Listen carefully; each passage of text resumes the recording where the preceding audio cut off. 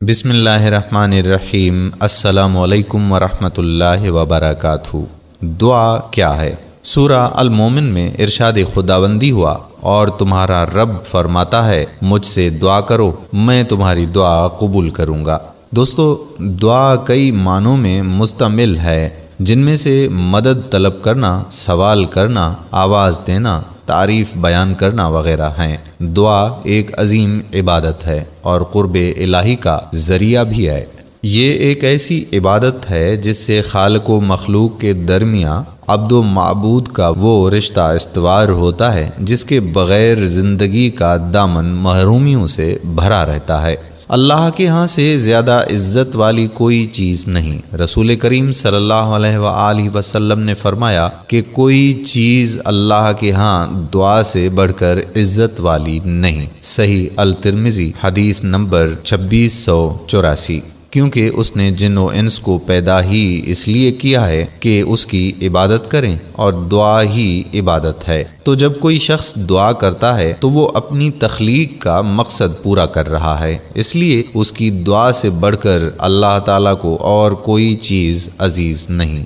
اس لیے اللہ تعالیٰ فرماتا ہے کہ کہہ دیجئے میرا پروردگار تمہاری کوئی پرواہ نہیں کرتا اگر تمہاری دعا نہ ہو۔ یعنی دعا کا مفہوم کچھ یوں سمجھ لیجئے کہ جب بندہ ہر طرف سے مایوس ہو کر تمام اسباب سے اپنا دامن جھاڑ بیٹھتا ہے، جب تدبیریں اس کا ساتھ چھوڑ دیتی ہیں اور مادی وسائل بیکار ہو جاتے ہیں، تو پھر اپنے خالق کی قوت کا اعتراف کرتے ہوئے انسان اللہ کی طرف رخ کرتا ہے، کیونکہ اس کے علاوہ کائنات میں کوئی بھی اسے سامان راحت میسر نہیں کر سکتا۔ اسی کا نام دعا ہے۔ دیکھیے خالق کائنات کی ادا بھی کیسی ہے کہ اگر کوئی دعا کرتا ہے، مانگتا ہے تو خوش ہوتا ہے، نہیں مانگتا تو ناراض ہو جاتا ہے۔ رسول اللہ صلی اللہ علیہ وآلہ وسلم نے فرمایا کہ جو شخص اللہ تعالیٰ سے دعا نہیں کرتا، اللہ تعالیٰ اس سے ناراض ہوتا ہے۔ بحوالہ ترمذی حدیث نمبر 3383۔ مومن بندہ اگر دعا کے آداب و شرائط یعنی اخلاص، جلدی نہ کرنا، بھلائی کی دعا، حضور قلب، رزق حلال، نبی صلی اللہ علیہ وآلہ وسلم پر درود وغیرہ کا خیال رکھتے ہوئے دعا کرے تو اس کی دعا کبھی رد نہیں کی جاتی۔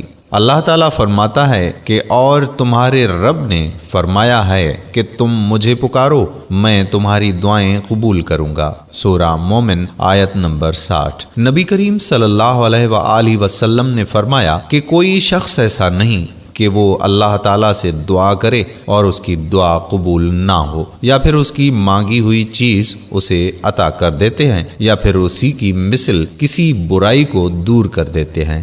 معاملہ یوں ہی چلتا رہتا ہے جب تک وہ کسی گناہ یا قطع رحمی کی دعا نہیں کرتا۔ بحوالہ ترمذی حدیث نمبر 338۔ جیسا کہ تقدیر کے بارے میں آپ صلی اللہ علیہ وآلہ وسلم نے فرمایا کہ تقدیر سے بچنے کی کوشش کرنا ہرگز فائدہ نہیں دے سکتا، البتہ اللہ سے دعا کرنا ہر اس مصیبت میں فائدہ دے سکتا ہے جو انسان پر نازل ہوئی ہے یا نازل نہیں ہوئی۔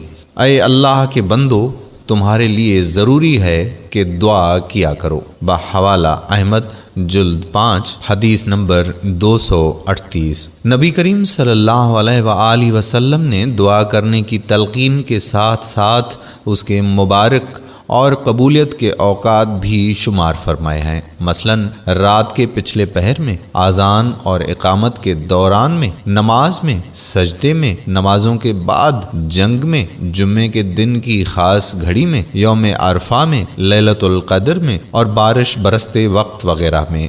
نیز آپ صلی اللہ علیہ وآلہ وسلم نے چند ایسے حالات بھی ذکر کیے جن میں دعا کبھی بھی رد نہیں کی جاتی۔ مثلاً مظلوم، مسافر، باپ کی بیٹے کے حق میں، حج و عمرہ کرنے والے کی، غازی فی سبیل اللہ کی بھائی کی عدم موجودگی میں اس کے لیے، عادل حکمران وغیرہ۔ ہم اللہ رب العالمین سے دعا کرتے ہیں کہ اللہ ہمیں صحیح معنوں میں مومن بنائے اور ہماری دعاؤں کو ایسا بنا دے جو تیری بارگاہ اقدس میں قبولیت کا رتبہ پائیں۔ आमीन सुम्मा आमीन। दोस्तों, उम्मीद करते हैं कि हमारी आज की दुआ के हवाले से ये छोटी सी वीडियो ज़रूर पसंद आई होगी। पसंदीदगी का बेहतरीन इजहार ये है कि आप इस वीडियो को लाइक करें, अपने दोस्तों अहबाब के साथ शेयर करें और नीचे दिए गए कमेंट बॉक्स में अपने कमेंट्स भी ज़रूर तहरीर करें। चलते चलते आखिरी बात कि अगर आपने अभी तक हमारा चैनल प्यारा इस्लाम लाइक नहीं किया तो सबसे पहले प्यारा इस्लाम को लाइक करें, बेल के आइकॉन को भी प्रेस करें ताकि ऐसी मजीद मालूमाती वीडियोस आप तक बर वक्त पहुंचती रहें।